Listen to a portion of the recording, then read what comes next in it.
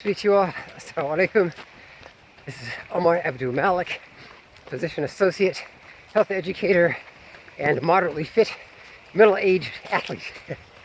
So, I am doing this video in response to a question I had in the comment section about work-life balance. Did I feel that I had a good one? To that I say, it's certainly not ideal. You know, when I first started out, my first job was working for a very, very small nonprofit clinic located at a teaching hospital. So it's attached to a university. I had set clinic hours. It was 2 days a week. I only saw maybe 5 to 10 patients, but yeah, they had a lot of issues, so we had to work with case management, nutrition, much like I do now, but I knew kind of what I was getting. And they were nowhere near as sick as the patients I see as a hospitalist PA. So anyway, that particular job, it paid about a third of what I make now. I think $56,000. This was 2001, so 20 years ago. So I was very happy to get that money. But now I make considerably more. But as a hospitalist PA, you know, I'm in shift work, so I'm relieving somebody, so I have to be at the hospital at a particular time. You know, I'm expected to see many patients, all of whom have fairly high levels of acuity. So, good morning. Good morning. So they have, you know, acute exacerbation of chronic conditions of COPD, CHF. Some have had heart attacks. Some have been shot and they were stabilized at our local trauma center hospital and sent to us for rehab. Most have respiratory failure or need IV antibiotics if they've got osteomyelitis or bacteremia, so bone infection, or blood infection. So it's a lot to do. I'm puffing because I got to go up this hill. But it can be exhausting. It is exhausting. It is not a pleasant kind of exhausting. It's like this run is exhausting, but I'm out here in the woods. Look at this. This is beautiful. It's serene. The hospital setting, not so much. Yeah, I can have patients, families, members. Hey there, how are you? Who are frustrated because their loved one may or may not be receiving the care that they think they should receive, or they're not progressing to health the way those family members think. They may not understand that the patient has a very poor prognosis, so you have to educate them about what that means. They might not understand that a patient being obtunded and being on mechanical ventilation is now that patient's new baseline.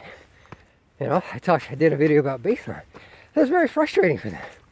So those of us that work with the patients are often on the receiving end of the family member's ire, which is not a fun place to be.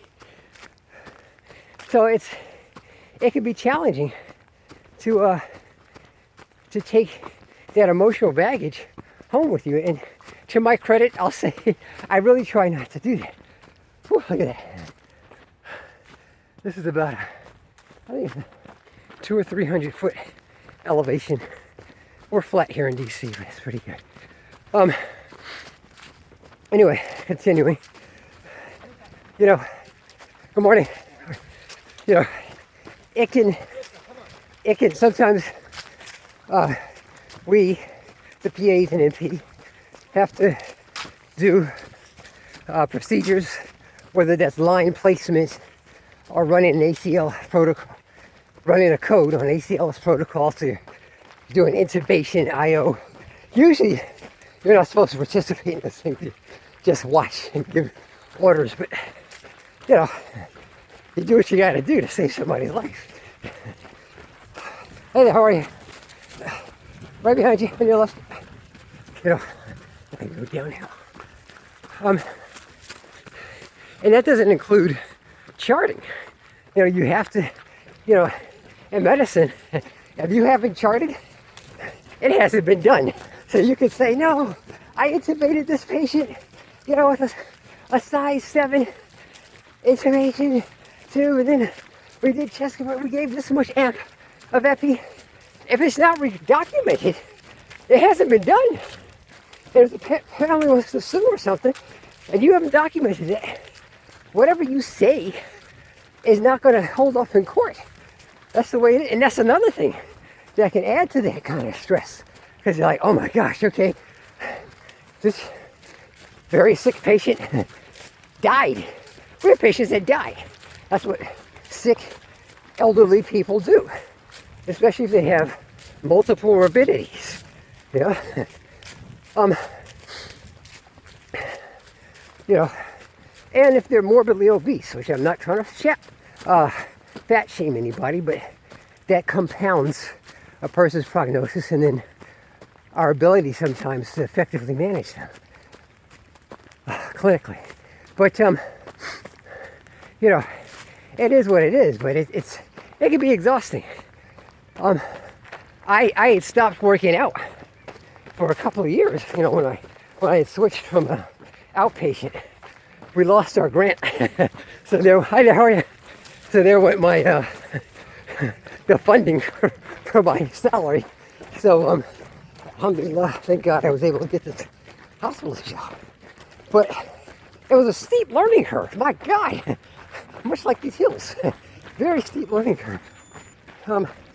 I had to read constantly, which I do, but more so when I was first starting out.